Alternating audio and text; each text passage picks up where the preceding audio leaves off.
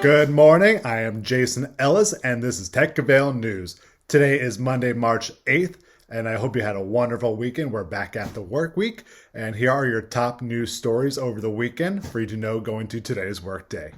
Our first story, Critics' Choice Awards, happened over the weekend with not too many surprises, in my opinion. On the TV front, The Crown for Netflix swept almost all the acting categories. Gillian Anderson for Best Supporting Actress, Josh O'Connor for Best Actor, and newcomer Emma Corrin for Best Actress. I also love that Ted Lasso did so well. Big fan of the show. I think Sudeikis really deserves that win, as well as Palm Springs on the feature comedy front.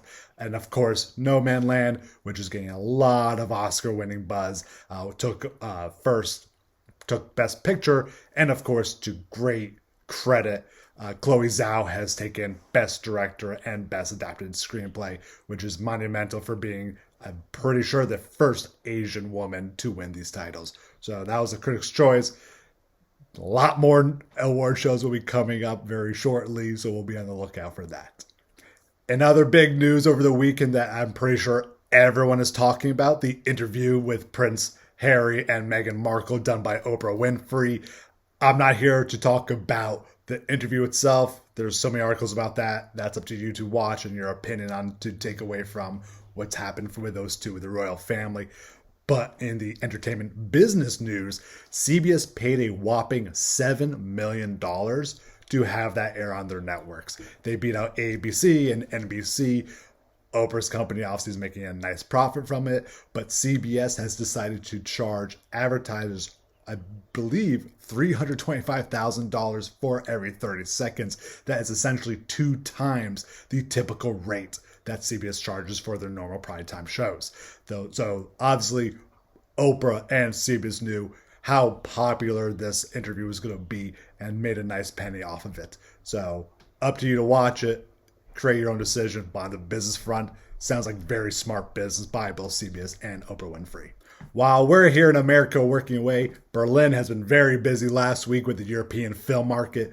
Biggest announcement coming out of that, Netflix has put down $55 million to get worldwide rights for The Pale Blue Eyes. This is the reuniting of director Scott Cooper with star Christian Bale. CA and Endeavor handled the domestic sales. Mad River handled the international sales. Big number. I'm a big fan of Scott Cooper. Out of the Furnace, which starred Christian Bale. Crazy Heart. This is going to be a gothic horror thriller, which Christian Bale would probably going to crush at. So I'm very excited to see this, but big price tag for Netflix. But that's not strange for them. They've also put down $18 million for Operation Mincemeat, which is starring Colin Firth. They put down $15 million for The Ice Road, starring Liam Neeson and Lawrence Fishburne. They are definitely looking at Berlin to fill up their slate and coming out swinging. So does that drive new streamers to them? Who knows?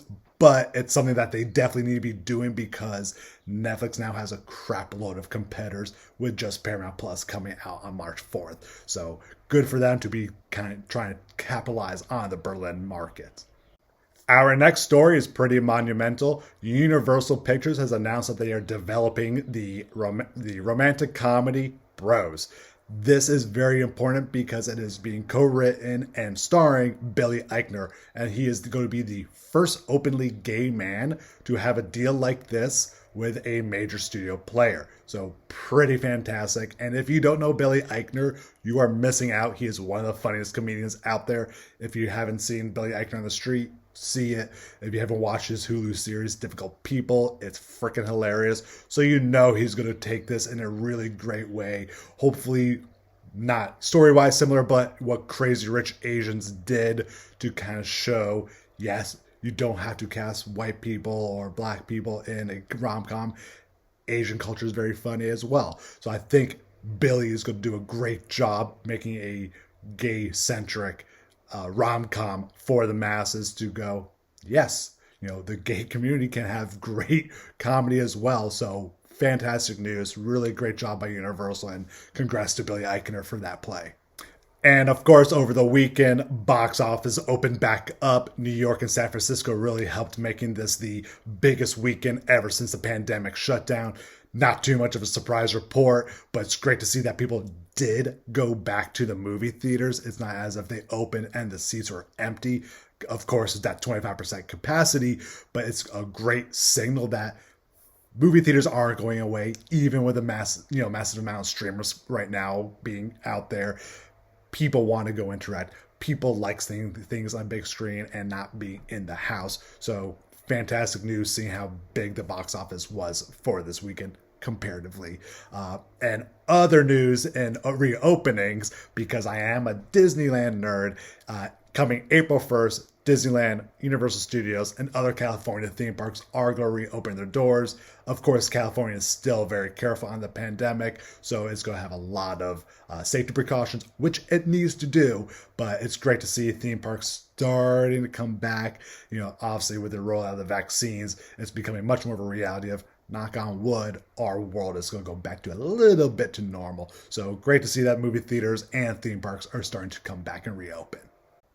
In casting news, Samara Weaving will be playing Playboy Bunny Holly Madison in the Sony Pictures TV limited series Down the Rabbit Hole. This is based on Holly Madison's memoir, which is going into the not-so-glamorous side of being a Playboy bunny. This has Will Gluck's Olive Branch Entertainment producing and Merrick A. Hardy adapting the project.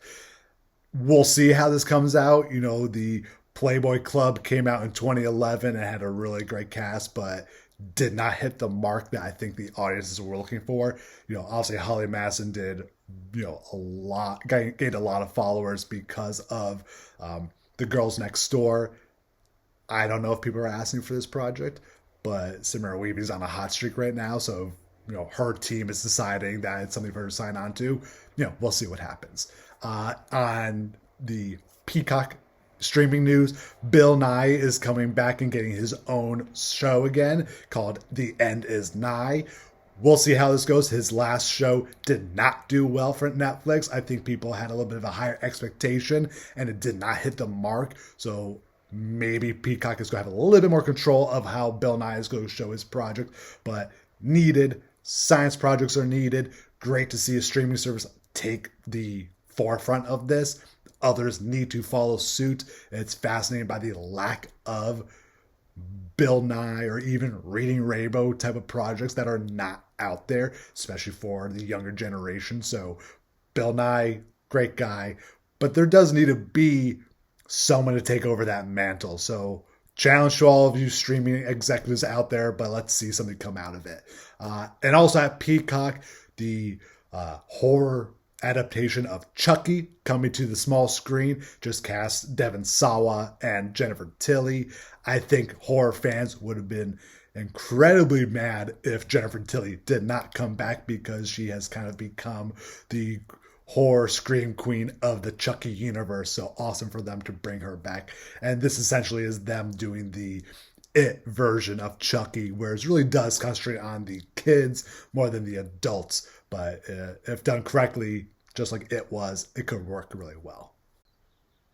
All right, so that's the news stories of today. Hopefully that gets you through today's workday. I'm Jason Ellis, and this is Tech Avail News. Please remember to like and subscribe, and I'll see you tomorrow morning. Thanks a lot.